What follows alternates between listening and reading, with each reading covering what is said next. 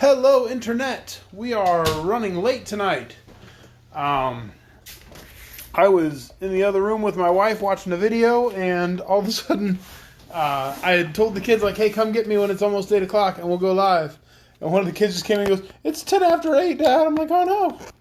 So, I'm sorry, but I'm on here now. I'm live. How are you? What is up, Internet?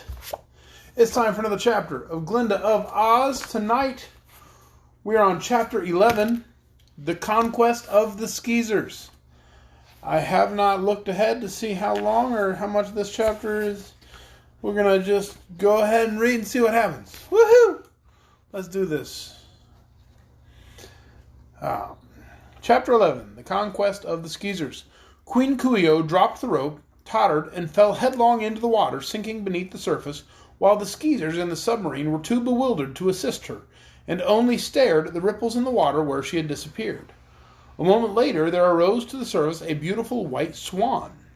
This swan was of large size, very gracefully formed, and scattered all over its white feathers were tiny diamonds, so thickly placed that as rays of the morning sun fell upon them, the entire body of the swan glistened like one brilliant diamond.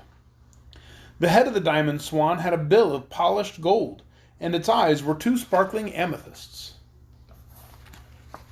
"Hooray!" cried the Sudic, dancing up and down with wicked glee. "My poor wife Rora is avenged at last. You made her a golden pig, Coo-ee-oh, and now I have made you a diamond swan. Float on your lake forever if you like, for your webbed feet can do no more magic, and you are as powerless as the pig you made of my wife." "Villain! Scoundrel!" croaked the diamond swan. "You will be punished for this. Oh, what a fool I was to let you enchant me." "A fool you were, and a fool you are," laughed the Sudic, dancing madly in his delight. And then he carelessly tipped over the other copper vessel with his heel, and its contents spilled on the sands and were lost to the last drop. The Sudic stopped short and looked at the overturned vessel with a rueful countenance. "That's too bad, he exclaimed sorrowfully. "I've lost all the poison I had to kill the fishes with.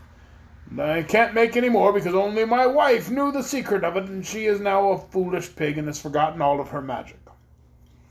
"Very well," said the diamond swan scornfully, as she floated upon the water and swam gracefully here and there. "I'm glad to see you are foiled. Your punishment is just beginning.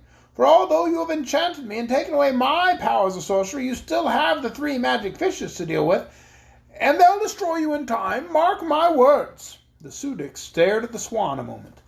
Then he yelled to his men, "Shoot her! Shoot the saucy bird!" They let fly some arrows at the diamond swan, but she dove under the water and the missiles fell harmless. When Coo-ee-oh rose to the surface, she was far from the shore, and she swiftly swam across the lake to where no arrows or spears could reach her. The Sudic rubbed his chin and thought what to do next. Nearby floated the submarine in which the Queen had come, but the Skeezers, who were in it, were puzzled by what to do with themselves. Perhaps they were not sorry that their cruel mistress had been transformed into a diamond swan, but the transformation had left them quite helpless. The underwater boat was not operated by machinery, but by certain mystic words uttered by Coo-ee-oh.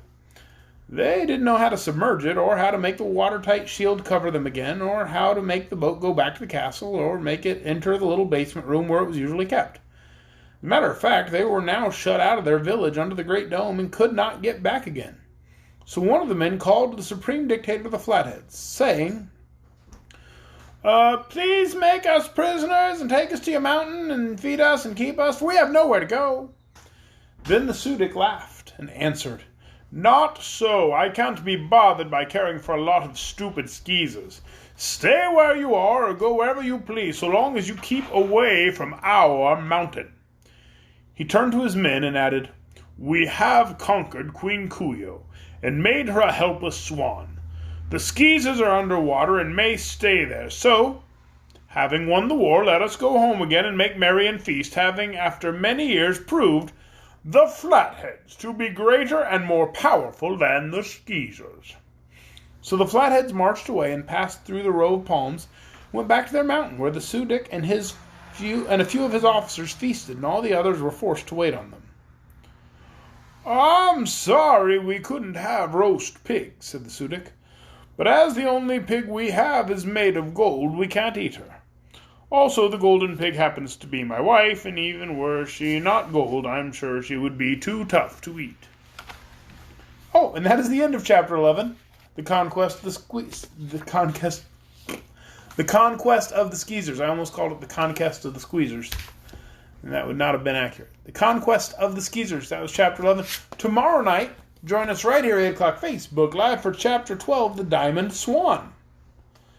And, we're just going to keep going every night, another chapter, until we finish it. I do hope you join us each night at 8 o'clock on Facebook Live. Good night, everyone.